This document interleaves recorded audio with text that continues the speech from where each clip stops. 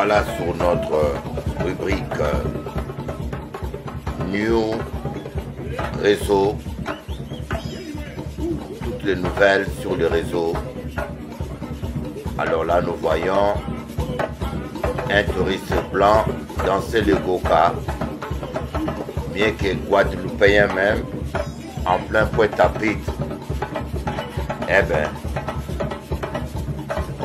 ça c'est le réchauffement climatique. On peut dire ça, c'est le réchauffement climatique qu'a chauffé le touriste là. Regardez-moi ça. Aïe aïe aïe, bon Dieu, bon Dieu, bon Dieu, c'est la fin du monde. Il faut pas que Poutine voit ça, ça va l'énerver ça. Aïe aïe aïe. L'histoire de la Black Wall Street, également connue sous le nom de massacre de Tulsa, est un rappel tragique des inégalités raciales et des conséquences dévastatrices du racisme institutionnalisé aux États-Unis.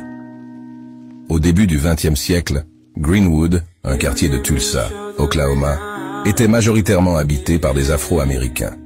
Malgré les lois Jim Crow et la discrimination raciale, la communauté noire a travaillé dur pour bâtir une vie prospère. Il est devenu emblématique en raison de son succès économique et de sa résilience, malgré les obstacles raciaux. Greenwood est devenu un modèle de réussite pour la communauté noire, avec de nombreux commerces détenus par des Noirs, des entreprises prospères et une vie culturelle riche.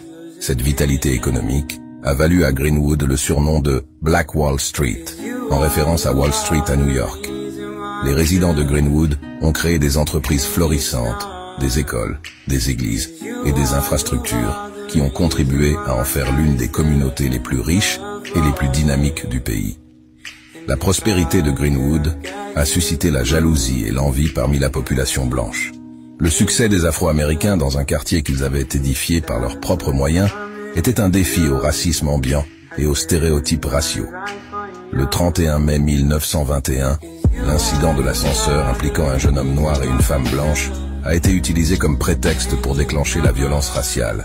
Une foule blanche en colère s'est rassemblée et ce qui a suivi a été une série d'événements chaotiques et destructeurs. Des émeutiers blancs ont attaqué Greenwood, pillant et incendiant les maisons, les magasins et les églises noires. L'ampleur des destructions a été époustouflante. Ce massacre a laissé des centaines de personnes noires tuées et des milliers de résidents déplacés. Les conséquences économiques et émotionnelles ont été profondes et durables. L'histoire de la Black Wall Street est un rappel amer de la manière dont le racisme a empêché les Noirs d'avancer et a détruit leurs réalisations. Cependant, elle met également en lumière la résilience de la communauté noire et l'importance continue de lutter contre l'injustice raciale.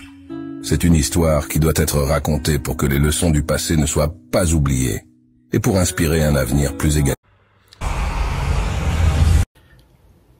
Voilà un peu cette histoire de Black Wall Street qui m'a tellement touché. Ça m'a tellement touché que j'ai décidé de faire un chant. J'ai écrit un chant, j'ai pris un rythmique et j'ai composé un chant en mémoire de cet événement dramatique et triste. On va écouter ce chant.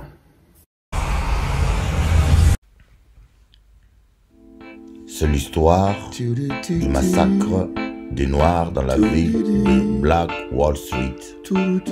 Lorsque une femme blanche a menti sur un adolescent noir et l'accuse de l'avoir violé.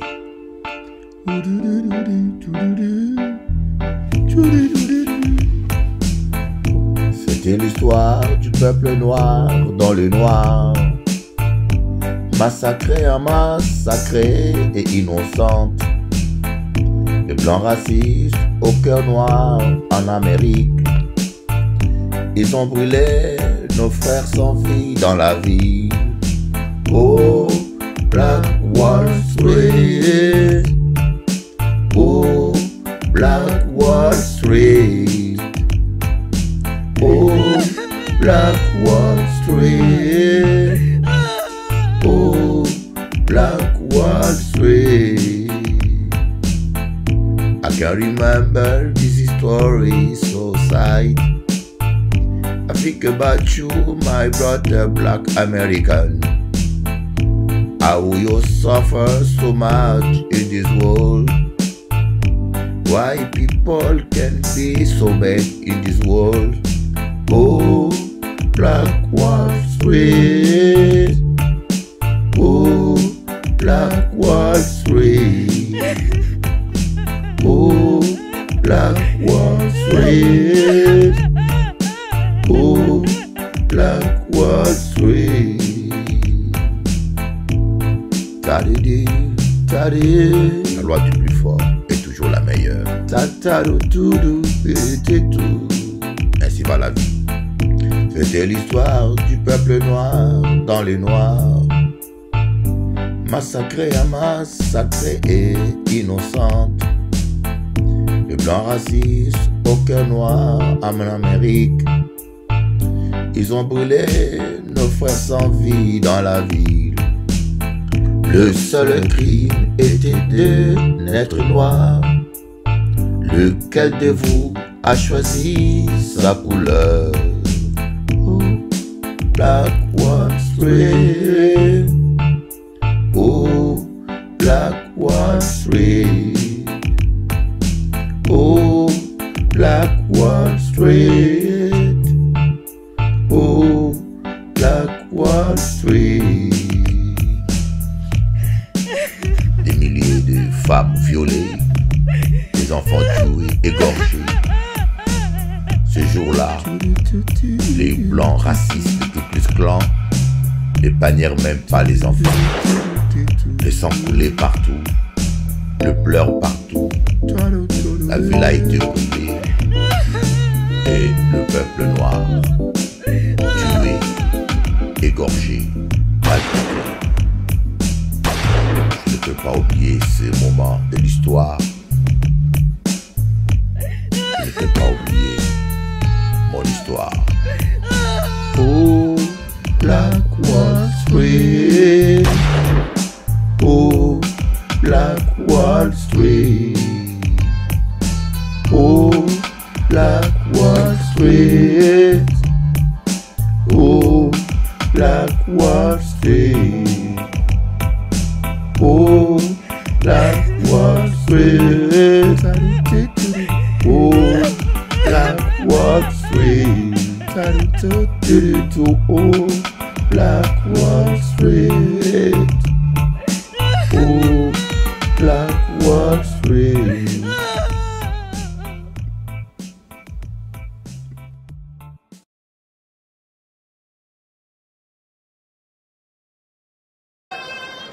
Franchement, ça craint. Ça craint. C'est impressionnant. Regardez comment plus de, je ne sais pas, ça doit être plus de 10 mètres de hauteur, hein, 3 étages ou 4 étages. Un peu dur, si seulement une personne tombe là, c'est la catastrophe. C'est incroyable. C'est incroyable. Franchement, il y a des gens qui n'ont rien à faire. Hein. Ils ont le temps pour ça. Moi-même, un peu pas de temps pour ça. C'est en Catalogne. Bon Dieu. Regardez-moi ça. 1, 2, 3, 4, 5. C'est au moins... Non, c'est au moins 20 mètres. 20 mètres de hauteur. Ce qui revient à une maison de 4 ou 5 étages. Eh bien, qui vivra verra. Et ça aussi, c'est le réchauffement climatique. Hein? Le réchauffement climatique qui fait tout ça. Voilà encore le réchauffement climatique. Aïe, aïe, aïe, aïe, aïe. En plein mosquée. En plein mosquée à la Mecque, là où les gens vont au pèlerinage, une tempête s'est levée. Aïe, regardez-moi ça. Est-ce que c'est un signe de Dieu ou un signe du diable? Chacun l'interprète comme il peut. Nous sommes à la fin des temps. Nous sommes à la fin des temps. Je peux vous dire, regardez-moi ça. À la Mecque même. Regardez, le tonnerre va frapper même. Regardez, le tonnerre frappe. Mon Dieu. Regardez le vent qui chasse tout le monde. C'est chasser mon là que je vais chasser. Hein.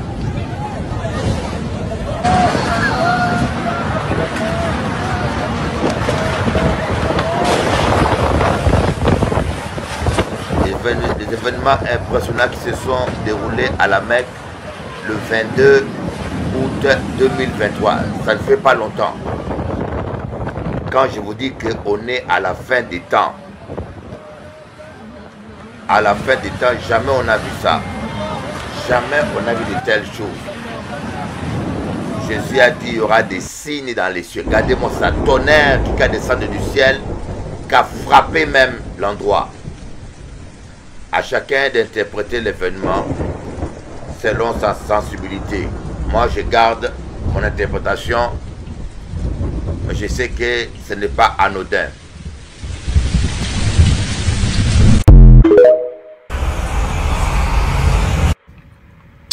Écoute-moi, ma fille. Un homme qui t'aime te demandera ta main parce qu'il voudra que tu sois avec lui toute la vie. Parce qu'il n'imagine plus sa vie sans toi. Mais ne croyez pas à tous ces hommes-là qui vous disent « je t'aime, tu es la plus belle au monde, c'est toi qui seras la mère de mes enfants ». Mais quand il faut s'engager, ils ne s'engagent jamais, ils sont jamais prêts, ils sont prêts pour aller au lit, ils sont prêts pour vivre avec vous, ils sont prêts pour manger ta nourriture, ils sont prêts à tout, mais pour se marier et s'engager, assumer sa responsabilité, il n'est jamais prêt. Écoute-moi, ma chérie, des hommes comme ça ne sont pas... Tu peux courir derrière 1 million de femmes, mais rien ne peut remplacer la vraie. Respecte cette femme qui ne demande rien de toi, mais seulement ton amour. Chaque interaction avec elle est une chance de grandir, d'apprendre et de trouver un bonheur authentique. Sandrine et Cécilia, c'est voyage gentil. Je voulais voyager à crédit, venir là. Ouais, il n'y a pas de problème. On a payé petit à petit. Et si on pas ni l'argent, on va fouiller. Voilà. Il ne pas porter plainte.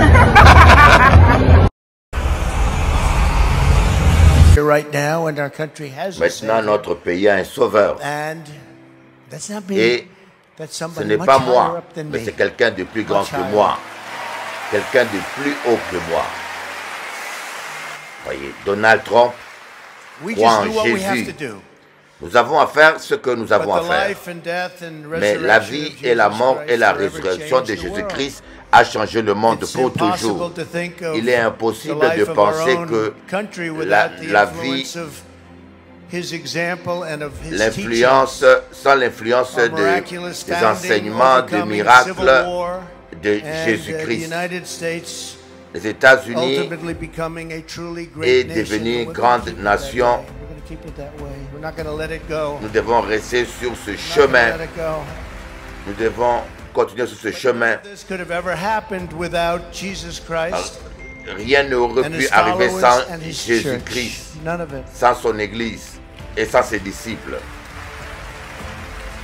Nous avons à nous rappeler de Jésus-Christ, qu'il est la source de notre force.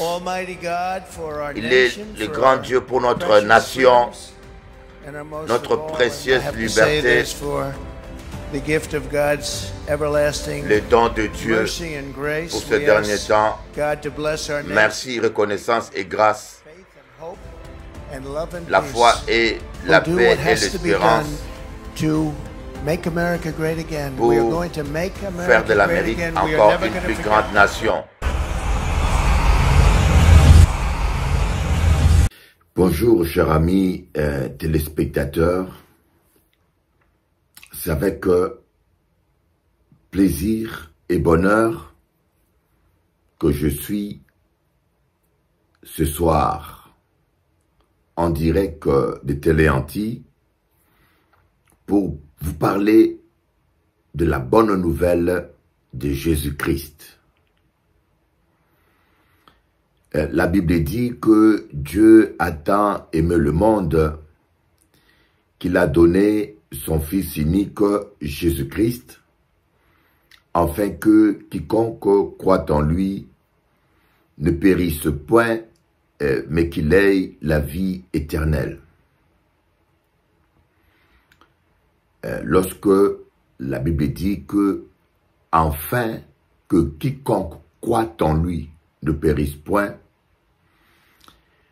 ce mot signifie simplement que à propos du salut, Dieu ne fait acception de personne.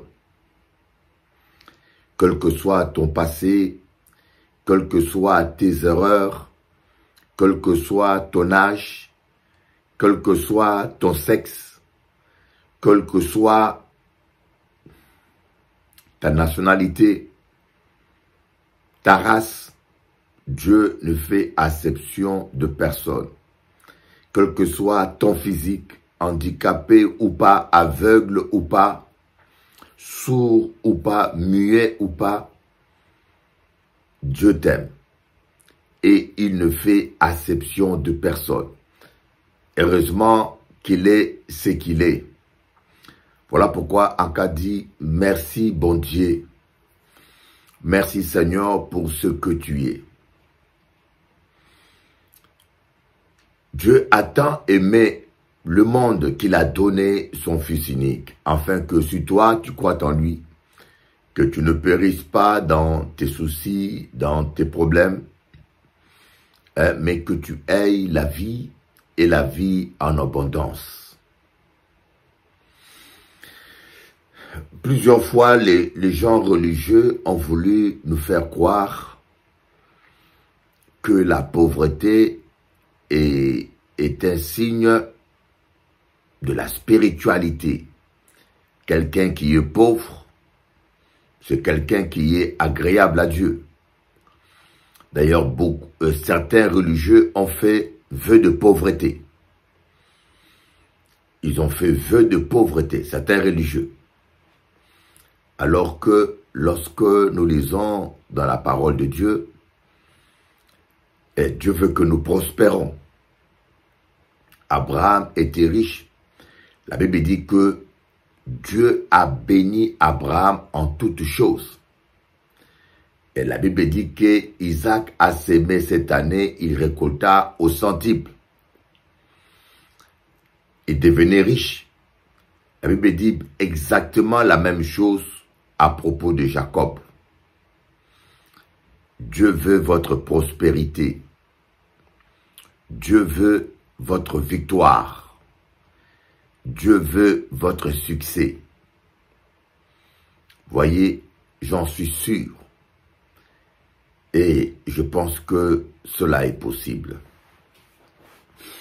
Comme on a vu dans les autres jours qui viennent de passer, Jésus a promis l'exaucement à tous nos prières. Il a dit, tout ce que vous demanderez à mon nom, je le ferai. Dans l'évangile de Jean, il dit, si mes paroles demeurent en vous, et si vous demeurez dans mes paroles, demandez tout ce que vous voudrez, et cela vous sera accordé. Bon, cette formulation, si vous demeurez dans mes paroles, si mes paroles demeurent en vous, peut se traduire d'une manière le plus simple. Si vous avez un cœur bon, si vous laissez l'amour dominer votre cœur, parce que Dieu est amour, la parole est Dieu. Voyez, Dieu est amour, La parole est Dieu. Au commencement était la parole et la parole était avec Dieu. Donc quand on dit que si la parole de Dieu demeure en nous, ça veut simplement dire si l'amour de Dieu est dans notre cœur. Autrement dit, si la méchanceté ne se trouve pas en nous. Alors là, Jésus-Christ s'est dit, demandez tout ce que vous voudrez et cela vous sera accordé. Et dans Proverbe 15, verset 8, c'est un verset qu'on a cité toute la semaine. Un verset que vous devez retenir. Proverbe 15, verset 8. Et la parole de Dieu dit, le sacrifice du méchant est en horreur à l'Éternel, mais la prière des hommes droits lui est agréable. Le sacrifice de méchant est en horreur à l'Éternel. Je ne sais pas, le mot horreur veut dire la chose qu'on déteste profondément. Horreur, ça veut dire quelque chose qu'on déteste profondément. Vous comprenez pourquoi certaines personnes, lorsqu'elles prient, leur situation s'empire. Il y a mon qui a dit, moi, depuis qu'on a venu à l'église, bité à moins compliqué, depuis qu'on a prié, on pas comprendre, les affaires à moins mêlées. Banda na komi ko sambela makabunanga baby penza. Depuis que yo oro, yo tengo mucho problema grande. Voyez, mais c'est parce que simplement, des fois, nous venons devant Dieu avec un cœur méchant. Et s'il y a quelque chose que Dieu ne supporte pas, c'est la méchanceté. Et le péché n'est simplement rien d'autre que la manifestation de la méchanceté. Voyez, et c'est pour cela la Bible dit, garde ton cœur plus que toute autre chose. C'est-à-dire, protège ton cœur contre la méchanceté. Ne laisse pas les semences de méchanceté, les paroles méchantes, pousser, prendre racine, germer dans votre cœur. Surveille ton cœur comme un jardinier surveille le jardin. D'ailleurs, c'est la raison pour laquelle le premier travail que Dieu a donné à l'homme, c'est d'être jardinier. C'était pas par hasard. C'était pour lui apprendre quelque chose. Dieu a planté un jardin. Mais à titre pédagogique, il a demandé à l'homme d'entretenir le jardin. Pourquoi Dieu a-t-il demandé à l'homme d'entretenir le jardin d'Éden? Parce qu'il voulait l'apprendre quelque chose. Tout comme on entretient un jardin, on doit entretenir nos cœurs. Quand on entretient un jardin, on laboure la terre, on enlève des herbes sauvages, on arrose les plantes.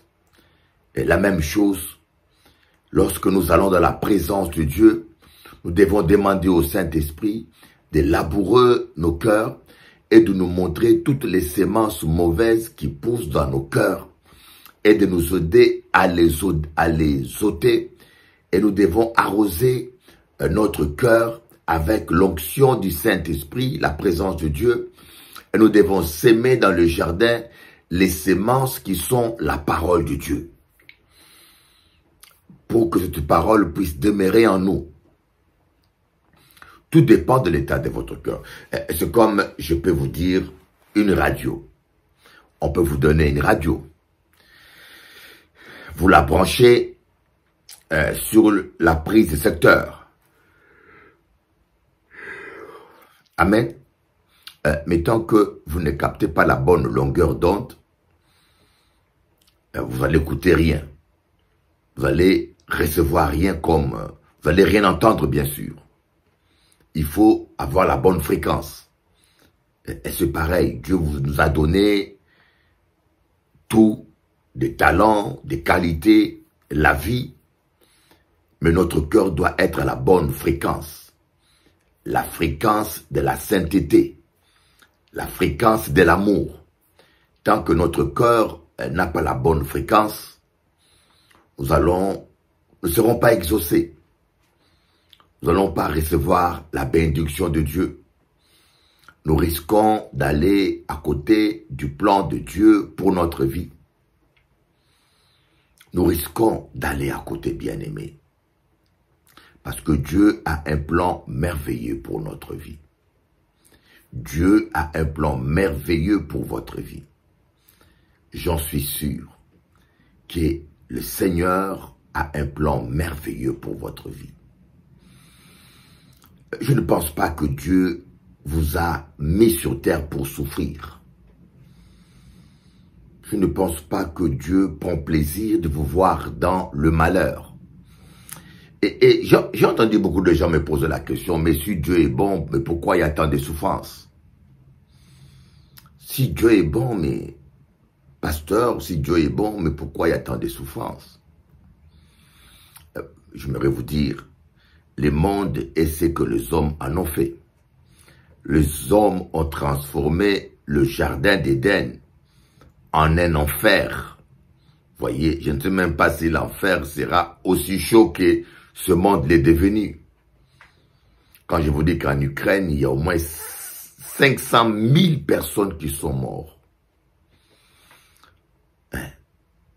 Ukrainiens, sans compter les Russes. Tout cela, pourquoi? C'est parce que l'Amérique ou l'OTAN veulent s'étendre, veulent menacer la Russie. Et pourquoi sont-ils en compétition? Ils veulent dominer le monde. Ils veulent dominer. Ils veulent avoir la suprématie.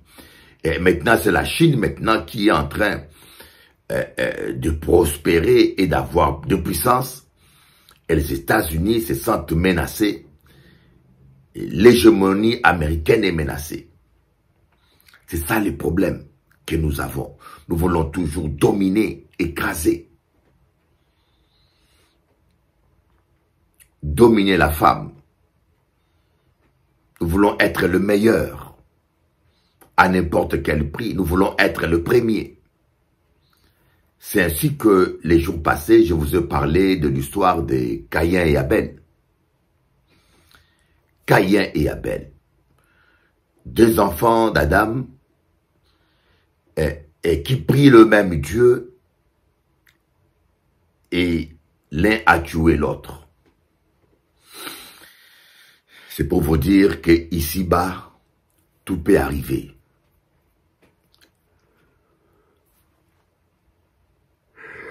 Soyez prudents comme des serpents et simples comme des colombes. Soyez prudents, soyons prudents. Dans ce monde, tout peut arriver. Nous devons être prudents, bien-aimés. Le monde dans lequel nous sommes est un monde pourri. Les hommes sont devenus dangereux. Caïn a tué son propre frère. Voyez, vous devez être prudents surtout à l'égard des gens qui sont près de vous. Je connais un jeune homme, une histoire que je veux vous raconter. Un jeune homme qui dort au lit et la nuit, il sent le sang monter sur sa tête. Il sent le sang monter sur sa tête. Et il se sent paralysé. Il se sent paralysé. Et il a l'impression que sa tête va exploser. Et ce jeune homme-là, il n'arrive même plus à ouvrir ses yeux ni à parler. Et il a commencé à invoquer le sang de Jésus-Christ. Et j'aimerais vous dire, si un jour vous êtes en danger, si un jour vous passez un moment difficile, prononcez seulement le nom de Jésus. Ce jeune homme a commencé à invoquer le sang de Jésus-Christ dans son cœur. Voyez, il ne pouvait même plus ouvrir sa bouche. Donc, le peu de force qui lui restait, dans ses pensées, il réclamait le sang de Jésus. Et comme les démons ne peuvent pas supporter le sang de Jésus, les démons le lâchaient. Et quand il ouvre les yeux, il voit dans l'obscurité quelqu'un de proche de lui qui avait sa main levée vers lui. Vous voyez, en signe d'imposition de main à distance. Vous voyez, quelqu'un de très proche de lui, dans l'obscurité, qui avait sa main comme ça, orientée vers lui. Et ce jeune homme se posait la question, mais qu'est-ce qui se passe? Il y a seulement deux solutions.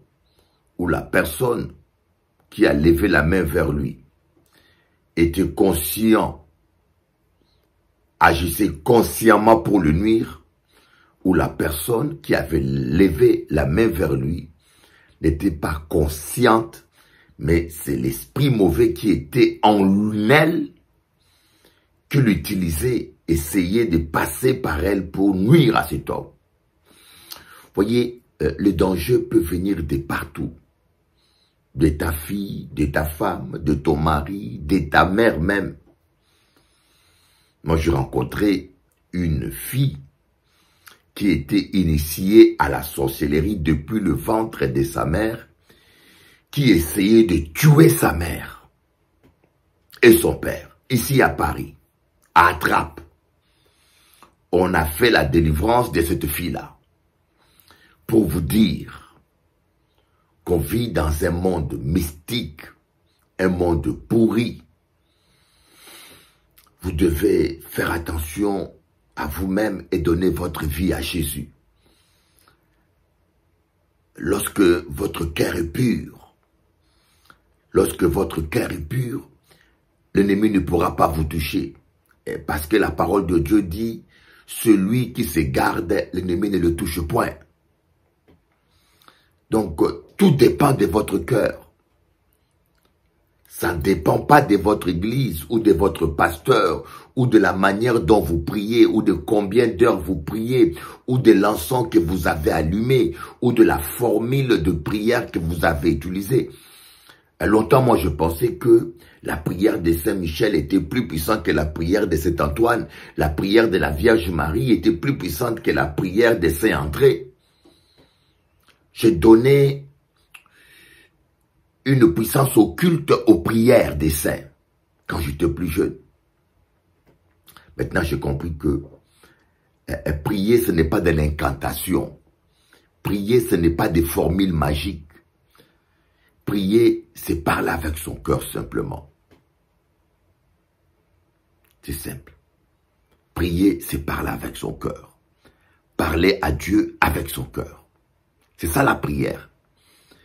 Vous n'avez pas besoin d'une formulation particulière. Vous pouvez prier même avec un français charabia. Mais Dieu n'est pas là pour corriger tes orthographes. Dieu veut comprendre ton intention. Vous comprenez? C'est pas la manière dont vous parlez, vos formulations qui va toucher Dieu. C'est votre foi. Et Dieu n'exauce pas le méchant, les pécheurs. Dieu ne supporte pas la méchanceté. D'ailleurs, c'est l'une des raisons principales pour laquelle beaucoup de nos prières ne sont pas exaucées. C'est l'une des raisons principales pour laquelle beaucoup de nos prières ne sont pas exaucées. Voyez, vous priez, comme dit Jacques chapitre 4, vous en avez pas, vous avez rien parce que vous demandez pas. Et vous demandez, vous ne recevez pas parce que vous demandez mal, pour satisfaire à vos convoitises. Nous demandons seulement pour nos besoins, nous prions seulement pour nos besoins.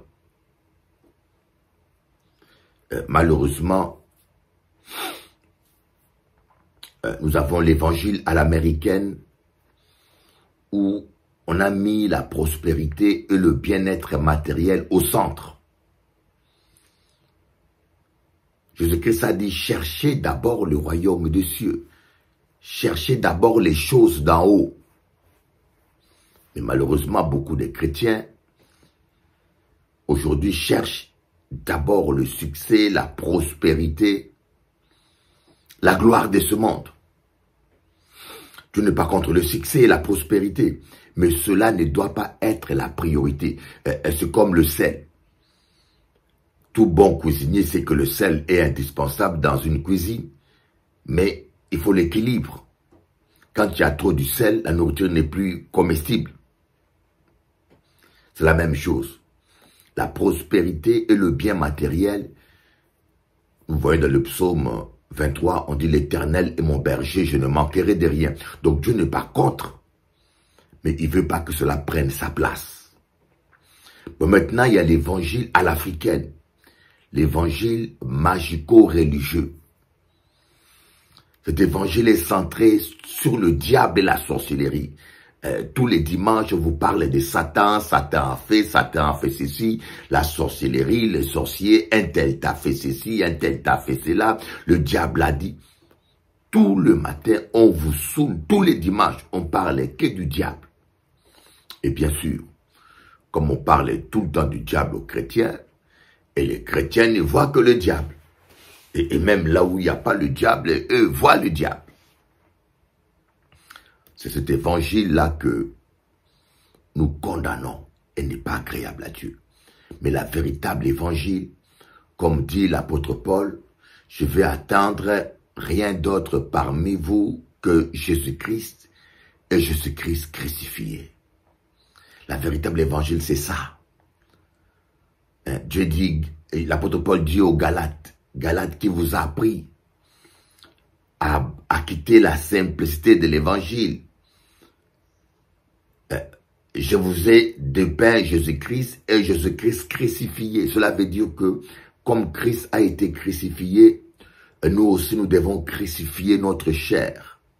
Nous devons crucifier notre méchanceté. Nous devons crucifier nos jalousies. Nous devons crucifier nos colères. Nous devons crucifier tout ce qui n'est pas à la gloire de Dieu. Comme Christ a été crucifié, nous devons crucifier ces choses. Nous devons rechercher un cœur pur. Voyez, Jésus-Christ s'est dit, heureux ceux qui ont le cœur pur, car ils verront Dieu. Et lorsqu'on dit qu'ils verront Dieu, dans un terme hébraïque, ce n'est pas seulement voir visuellement Dieu, c'est vivre la puissance de Dieu, vivre la gloire de Dieu, vivre l'intervention de Dieu.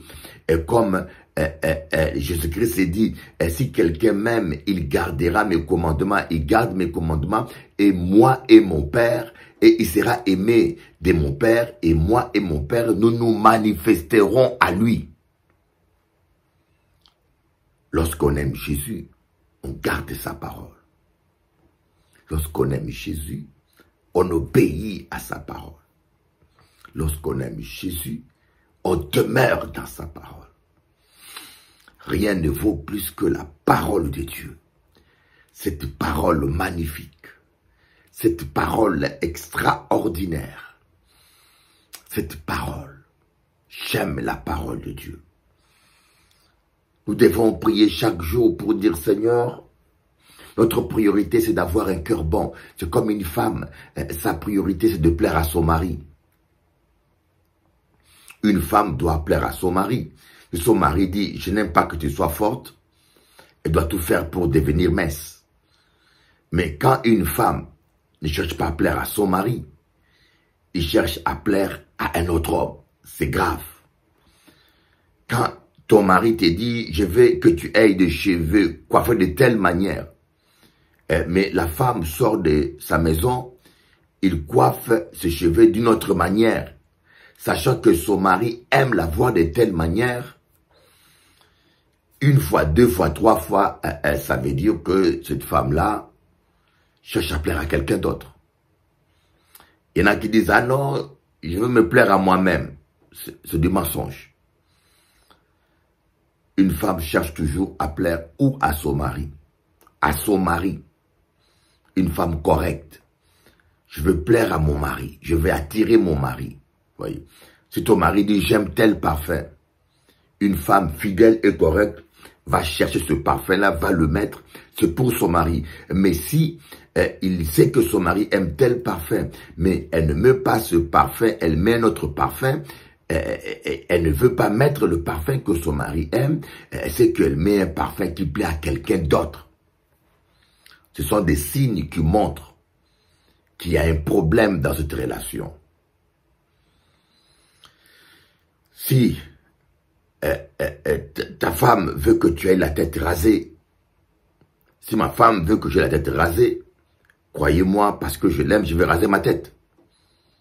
Mais si ma femme aime la tête rasée et que moi je laisse pousser les cheveux, en fin de compte, à qui je veux plaire?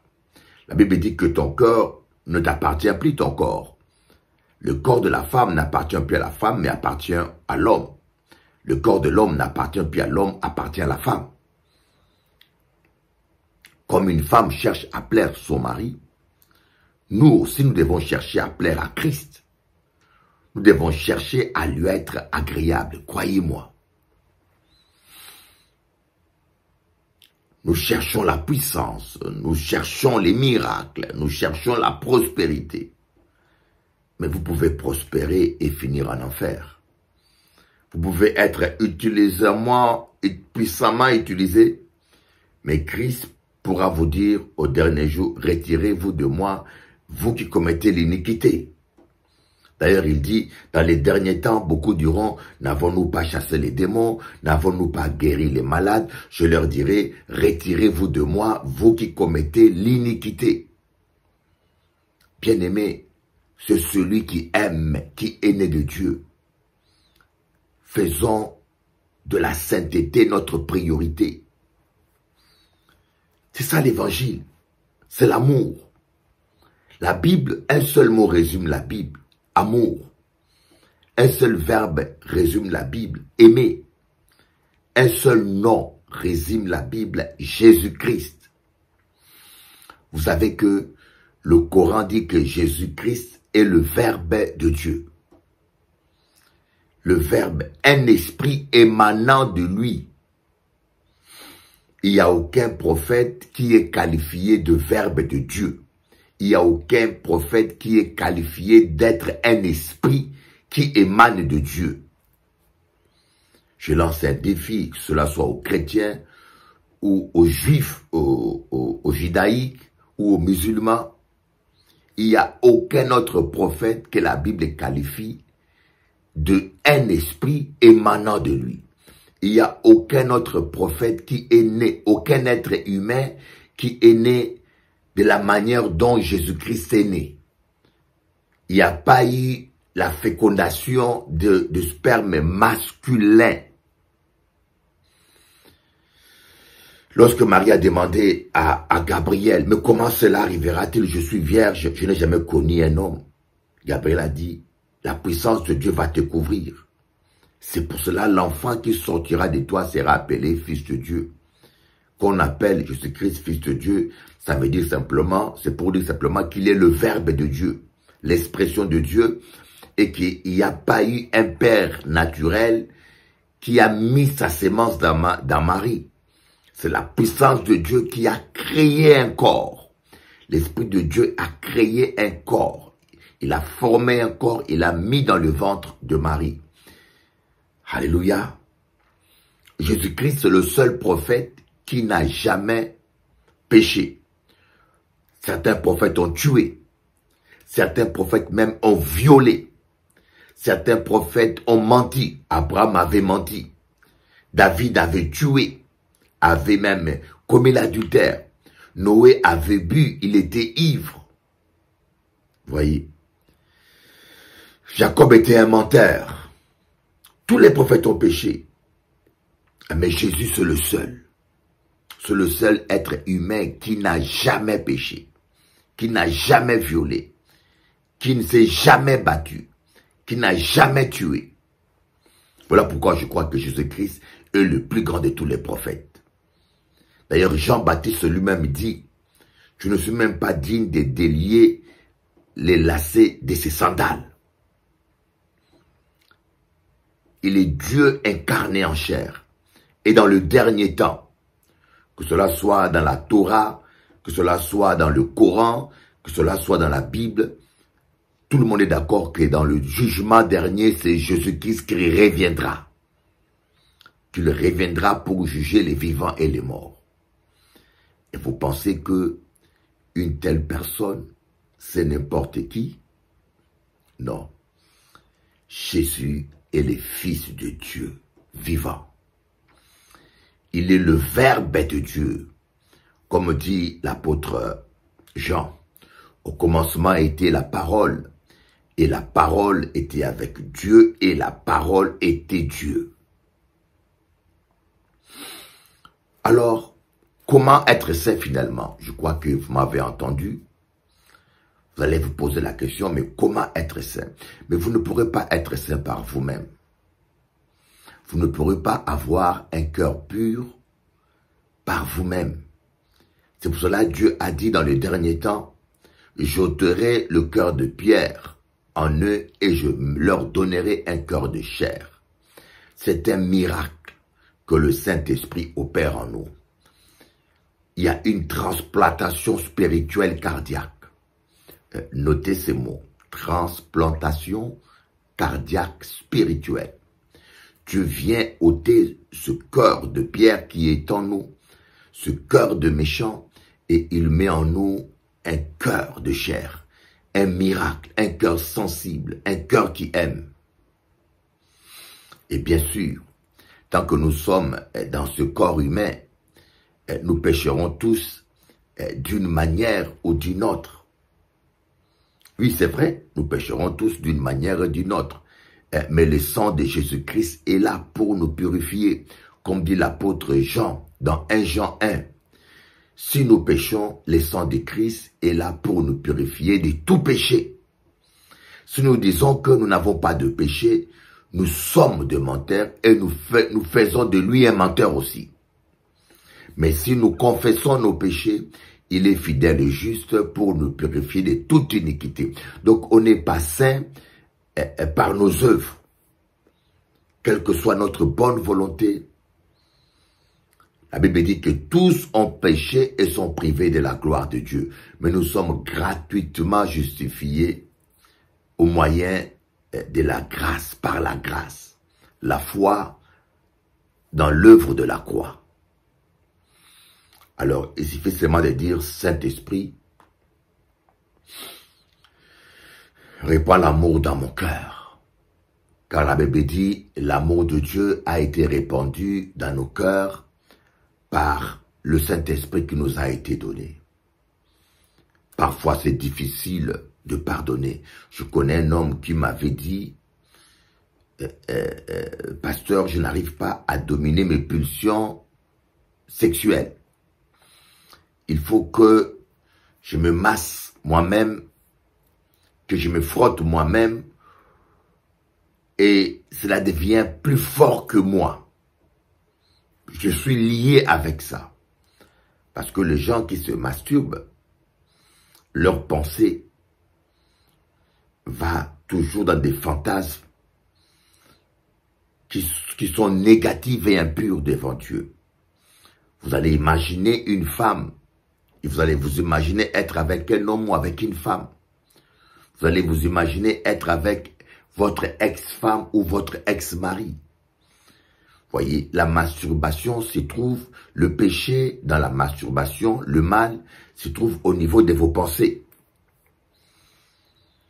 On ne se masturbe pas sans penser à quelque chose. Les gens qui vous disent que je ne pense à rien sont des menteurs, des véritables menteurs. La masturbation va toujours avec une imagination impure, avec des pensées impures. Alors, il y a un moment donné, ces choses créent une accoutumance, ça devient comme une drogue. Et quelqu'un m'a dit, je n'arrive plus à m'en passer. Et je lui ai dit, mais quand ce désir-là vient, quand ce pulsion-là vient, dis simplement, j'invoque le sang de Jésus, j'invoque le sang de Jésus, Saint-Esprit, viens aider-moi. tu vas voir qu'il va éteindre. Parce que moi, plus jeune, il fut un moment où j'étais tombé dans ces choses. Je vous en parle parce que je connais. Nous les hommes, même les femmes, tu ne peux pas te masturber en pensant à un oiseau ou à un corbeau, à moins que tu sois vraiment malade dans la tête. On pense toujours à quelqu'un d'inconnu ou connu. Et souvent à des gens qu'on connaît, à des gens qu'on convoite, à des gens avec qui on aimerait être, ou à des gens qu'on a connus dans le passé. C'est en cela que la masturbation est quelque chose d'impur. La cigarette. Quelqu'un m'a dit, je n'arrive pas à dominer l'alcool. Bishop Eli, c'est trop fort pour moi. Je lui dis le secret, quand l'envie de boire l'alcool vous arrive, invoque le sang de Jésus. Dis simplement, j'invoque le sang de Jésus. J'invoque le sang de Jésus. Seigneur, purifie-moi avec ton sang. Et tu vas voir que l'envie va partir. C'est le Saint-Esprit qui est notre victoire. D'ailleurs, Jésus-Christ a dit, sans moi, vous ne pouvez rien. Sans moi, vous ne pouvez... On a besoin du Saint-Esprit. Voilà pourquoi on doit apprendre à collaborer avec le Saint-Esprit. Collaborer avec le Saint-Esprit. Vous ne pourrez pas vivre une vie agréable, une vie de prière équilibrée, une vie de famille équilibrée sans l'aide du Saint-Esprit. Et le Saint-Esprit est là pour nous aider si nous les sollicitons. Jésus a dit, je suis à la porte, je frappe. Si quelqu'un ouvre la porte, accepte mon aide, j'entrerai, je vais l'aider. Le Saint-Esprit est là, il veut t'aider, il veut nous aider à nous en sortir. Mais il faut qu'on puisse le vouloir. Il faut qu'on puisse l'appeler au secours. Donc aujourd'hui, je voulais conclure en vous disant, tout dépend de l'état de notre cœur. Nous devons demander à Dieu d'enlever toute sémence, toute racine, toute habitude, tout comportement méchant en nous. Prions le Seigneur. Si vous ne savez pas prier, vous pourrez répéter ma prière. Saint-Esprit, aide-nous à abandonner la méchanceté dans nos cœurs, à abandonner la méchanceté dans nos vies. Apprends-nous à nous aimer, apprends-nous à nous supporter. Répands l'amour de Dieu dans nos cœurs. Nous voulons te ressembler. Nous voulons être comme toi. Au nom de Jésus-Christ, nous demandons pardon pour toute méchanceté que nous avons pu manifester. Amen. Te ressembler, Jésus, c'est mon espoir suprême. Penser, agir, aimer, toujours plus comme toi. Te ressembler, Jésus, c'est mon espoir suprême. Par ton esprit en moi, semblable à toi. Seigneur, change mon cœur. Change mon cœur, Seigneur. Je vais changer. Répands l'amour de Dieu dans mon cœur, cher Saint-Esprit. Parfois, pardonner, c'est difficile et c'est plus fort que moi. C'est pour cela que j'ai besoin de toi, Esprit de Dieu, que tu m'aides quand ça devient difficile, que tu m'aides à pardonner. Nous vivons dans un monde où la méchanceté est appréciée, l'hypocrisie est tolérée, la sincérité et les hommes véridiques sont rejetés. Comme ton saint apôtre, l'apôtre Paul avait dit, dans le dernier temps surgiront des temps difficiles. Les gens aimeront leur plaisir plus que Dieu. Dans les derniers temps surgiront des temps difficiles. Merci, cher Saint-Esprit. Nous avons besoin de toi, besoin de ton aide.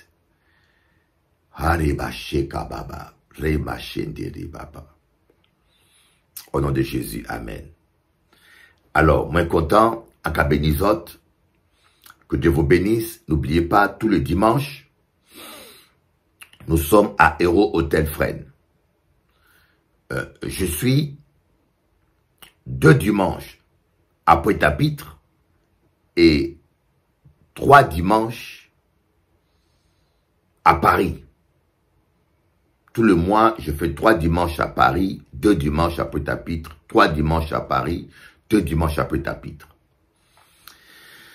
Donc, je vis entre Paris et Pointe-à-Pitre. Si vous voulez venir dans mes réunions, vous venez à Héros Hôtel ou Hôtel-Restaurant. Vous prenez le bus TVM, arrêt Parc de Médicis. Que Dieu vous bénisse, que Dieu réalise vos rêves.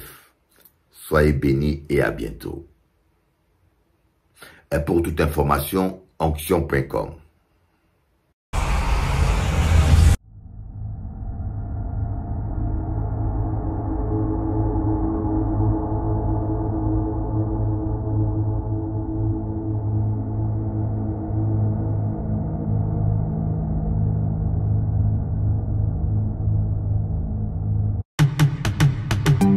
Car Dieu a tant aimé le monde qu'il a donné son Fils unique Jésus-Christ, afin que quiconque croit en lui ne périsse point, mais qu'il ait la vie éternelle. Tout est vanité, des vanités sous le soleil. Donne ton cœur à Jésus, mon ami. Jésus t'aime, Jésus t'aime, Jésus t'aime, Jésus t'aime, Jésus t'aime plus que tu le penses. Jesus love you, Jesus love you more than you know. Jesus love you, Jesus love you more than you can think. Oh, oh, oh, oh, mama, Kemote mana yona kolo.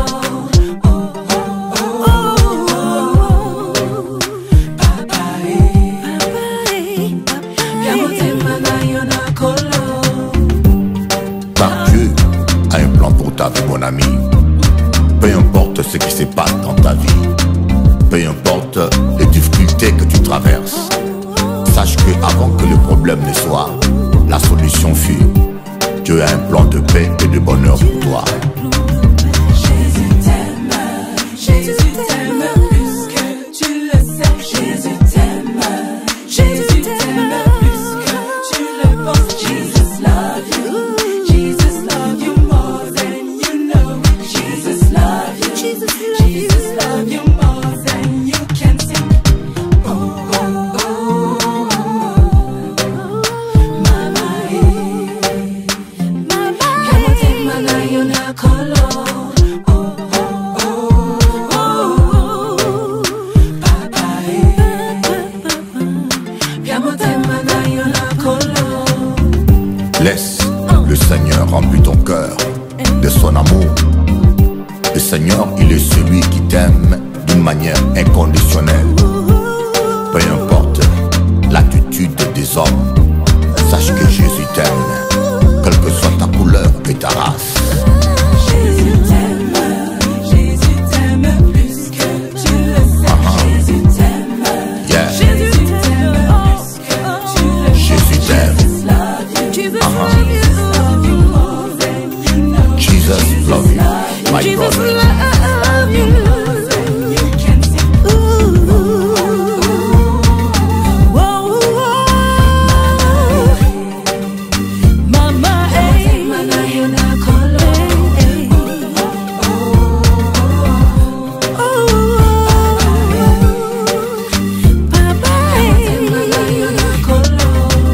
Yoka Makambo. Les jaloux sont déjà de loups enragés. Toute arme forcée contre